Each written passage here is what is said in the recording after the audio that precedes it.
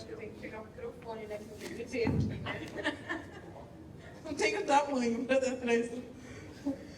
Então, bom dia a todos. Prazer imenso estar aqui. Gostaria muito de agradecer, né, Dr. Graco, a Federação Brasileira de Hospitais, a EJA, a STENS. Aqui? Ok. Obrigada. E agradecer imensamente, Dr. Graco, você, Vivian, por estar à frente desse evento sensacional.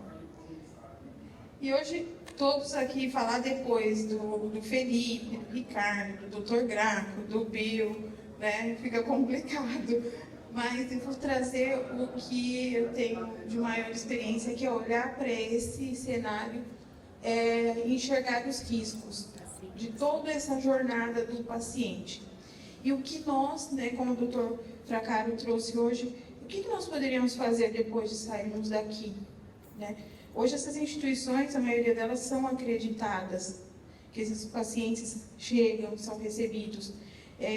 E nós temos uma grande chance aqui no Brasil de construir uma jornada segura para esse paciente, envolvendo todos os setores.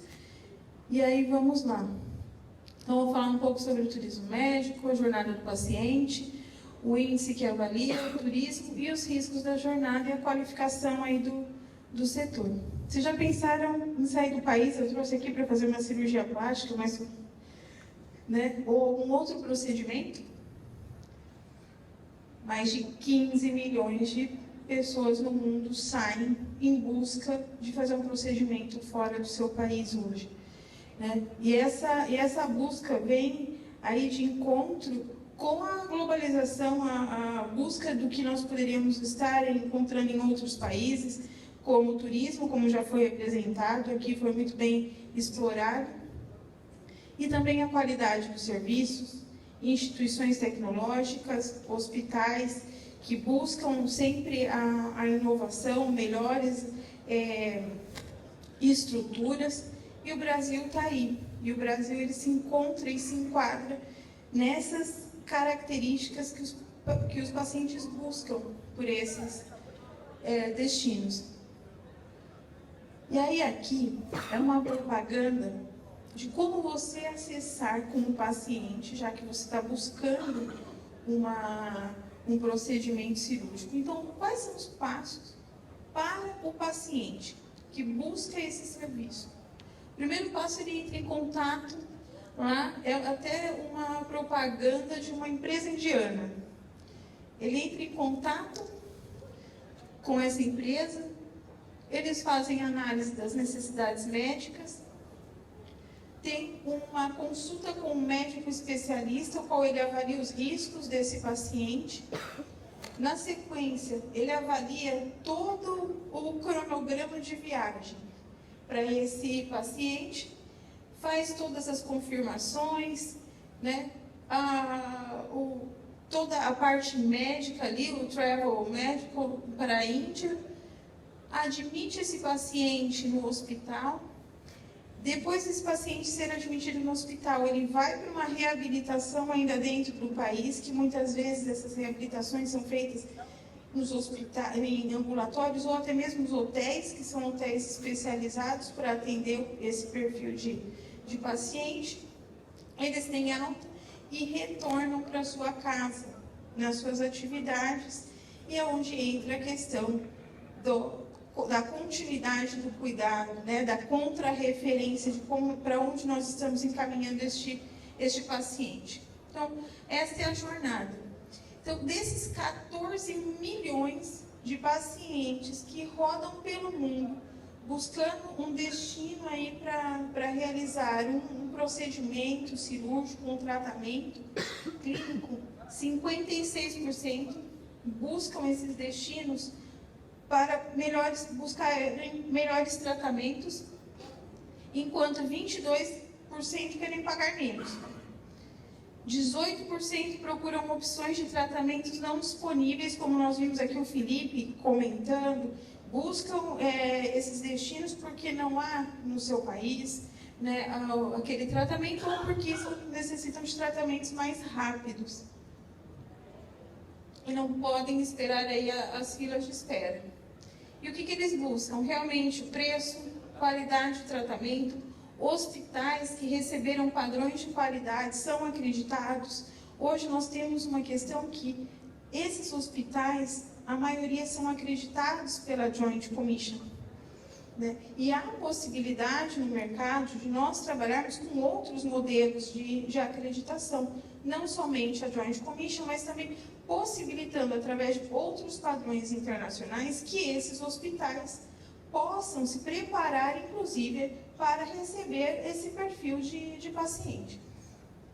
E também a conveniência na emissão de vistos, né? O quanto é mais fácil você ir para um país desse, a forma rápida de se ter um visto.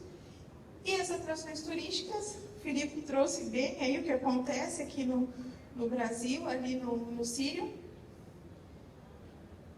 E eles pegaram os meus slides, sabe? Vocês perceberam? E aí aqui eu trago o Canadá. Os americanos buscam o Canadá para realizarem os tratamentos cardiológicos, angioplastia, sendo ali o primeiro local buscado por esses países. Singapura, além da hotelaria, que é a 6ª melhor do mundo, aí Singapura eles buscam pela tecnologia, pelo tratamento rápido e também voltado para a cardiologia, né, trocas de articulações e tal. E a Espanha, os tratamentos odontológicos, que foi até citado aqui, né, anteriormente, a Espanha para tratamentos odontológicos, ortopédicos, e o Brasil nós estamos ali, no 28º lugar, mas com a grande possibilidade, agora com toda essa organização que o Dr. Graco vem trazendo, porque nós percebemos esse grande movimento, né, que é feito hoje, para que isso aconteça, essa mudança desse cenário aconteça aqui no Brasil. E esse é o nosso cenário hoje, né? O Brasil, o custo desses procedimentos no Brasil é 30% a menos que em outros países. Além de tudo, o crescimento nesse mercado, ele cresceu em 45%. Hoje já recebemos mais de 50 mil pacientes e eu estou trazendo aqui a cirurgia plástica, né, que ela é líder nesse cenário aqui no nosso país, com mais de 12.500 médicos cadastrados para isso, sendo que 1,5 milhão. Para cá. Deixa eu me posicionar melhor, então, porque cômodo tirar foto não tem nada melhor, né, gente? E mais de 12 milhões e meio de cirurgias realizadas por ano. Isso é o mercado.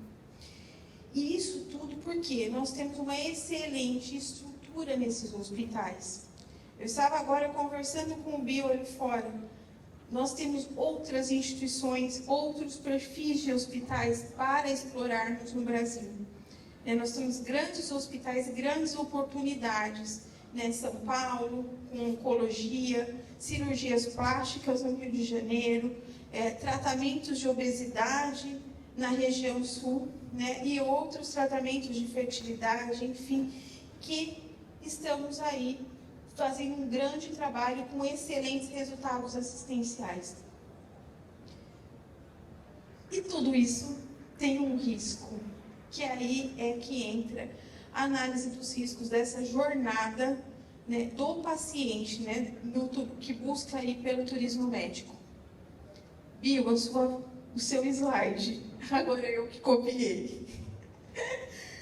Dentro desses riscos, de toda essa jornada, né, nós temos que entender todo o acesso à informação, o quanto, um exemplo que o Sírio trouxe foi realmente transformar ali uma equipe com profissionais que falam várias línguas, porque isso sim é o ideal, e não ter uma equipe pronta apenas para falar inglês, mas você tem que conhecer muito quem é o paciente, qual é o paciente foco, o país foco que você você trabalha na sua organização, inclusive para preparar a sua equipe, né? A questão das distâncias, né?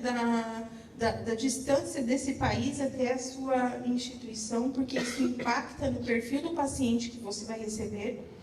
Inclusive, pacientes idosos, nós falamos qual é o risco desse paciente ser transportado de um país para o outro, longas distâncias, o risco de tromboembolismo, enfim, de várias outras complicações que possam ocorrer nesse traslado.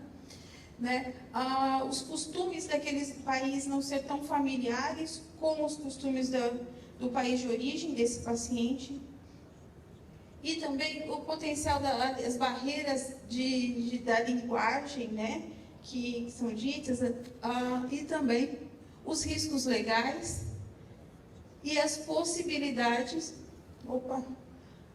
de retorno para casa.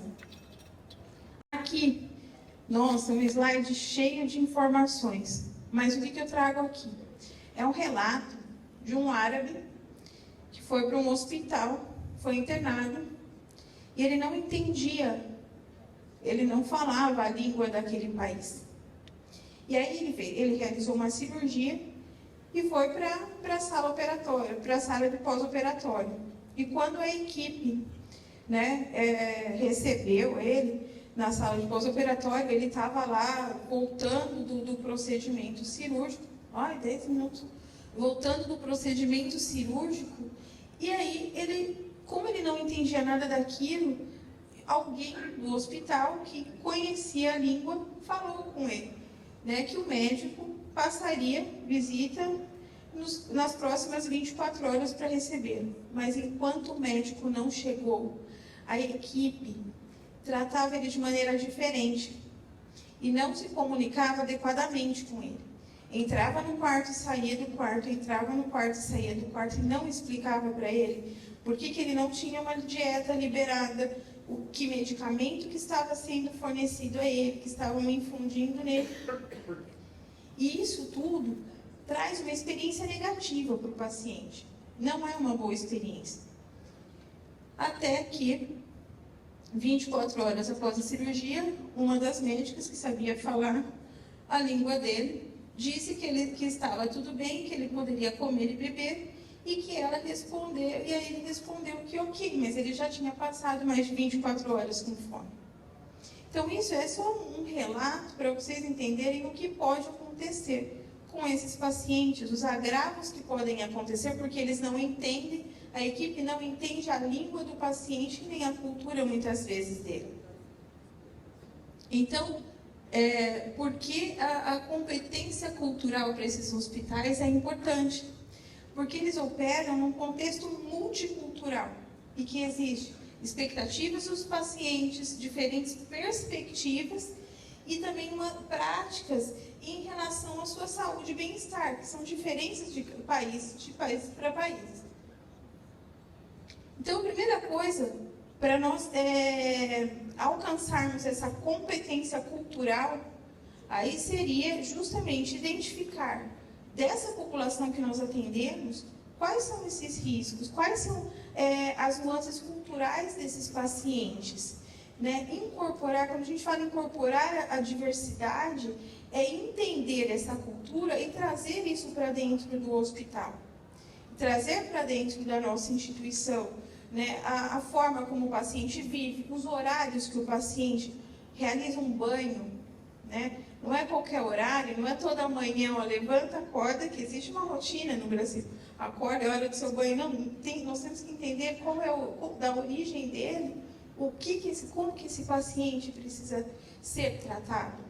As traduções linguísticas, desde o nosso acesso, né, o direcionamento da instituição, os folhetos, os panfletos, as orientações, termo de consentimento informado, como que nós orientamos na nossa língua um termo de consentimento informado para um paciente estrangeiro, como que isso é traduzido, os treinamentos da equipe e o acompanhamento de progresso.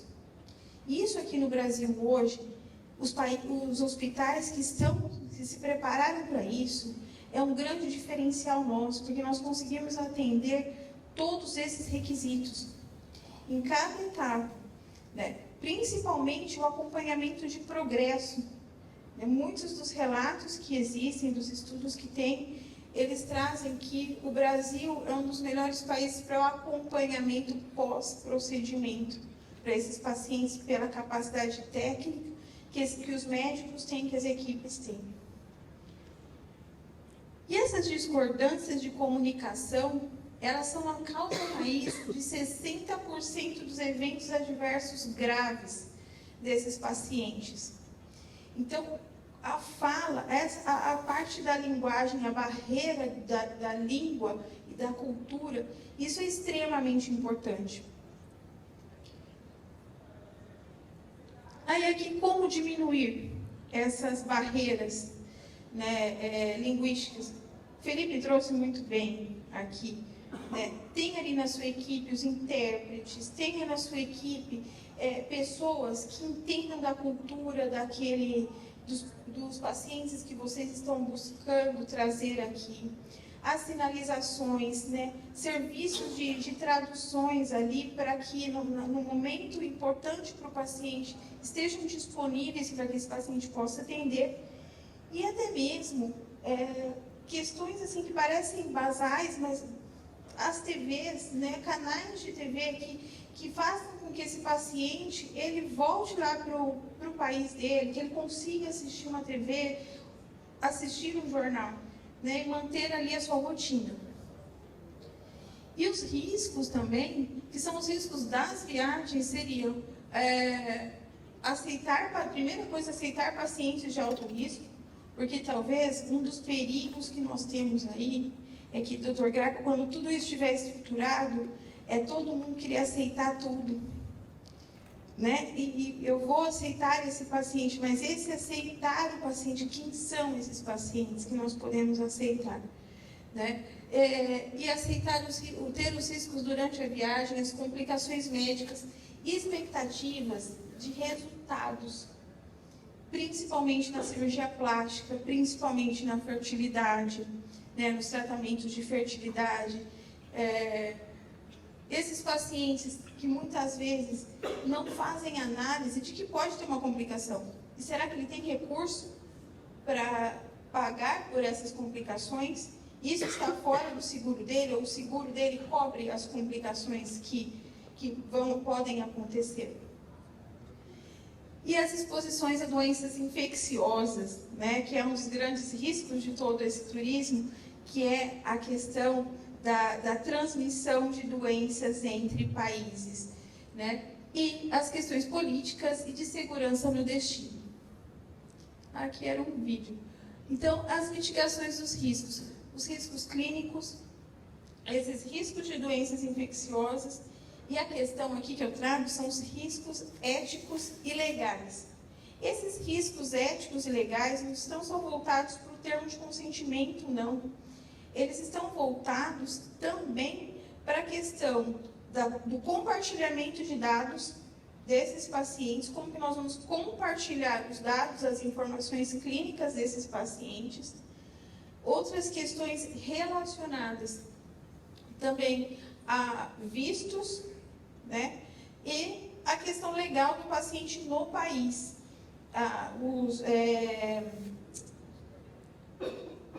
Toda a parte de vistos e tudo mais, quanto à permanência desse paciente no país. Então, aqui eu trago, faço aí o Felipe, olha, que tem que pensar ainda daquela placa, todas as suas certificações, é na Global Health Accreditation. Tá? Esse selo falta lá na sua certificação. Porque a GH, junto com outras instituições organizadoras, acreditadoras, elas podem trabalhar toda essa jornada desse paciente. Hoje a ONA é uma organização que ela está preparada para isso, ela é internacionalmente reconhecida, né? E a ACI também é uma empresa americana que segue de acreditação, que segue aí para, inclusive, preparar os hospitais junto à GH, que trabalha todo o trajeto desse paciente, para que ele tenha um resultado satisfatório e seguro aí em toda essa jornada. Então, a preparação do paciente, toda essa organização pré-viagem, a viagem do paciente, o tratamento do paciente aqui, né, o retorno do paciente e a continuidade do cuidado dele lá, isso tudo precisa estar muito bem seguro, muito bem preparado, né, com protocolos, com uma comunicação, né, uma coordenação muito bem feita, porque integrar o que nós estávamos conversando, integrar todos esses players aí para que o resultado seja seguro, o resultado seja satisfatório, isso precisa de ter alguém à frente e uma estrutura muito bem organizada para que nada dê errado, porque são várias frentes, vários serviços que terão que se conectar para que o resultado do paciente seja satisfatório, que isso impacta positivamente na experiência dele.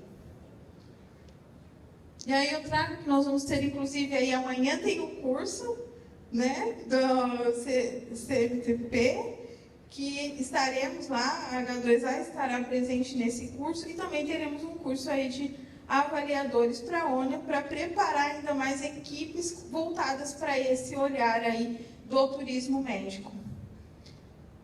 É isso, eu sou Ana Carla, e gostaria muito de agradecer a todos aí, a presença de todos. Muito obrigada.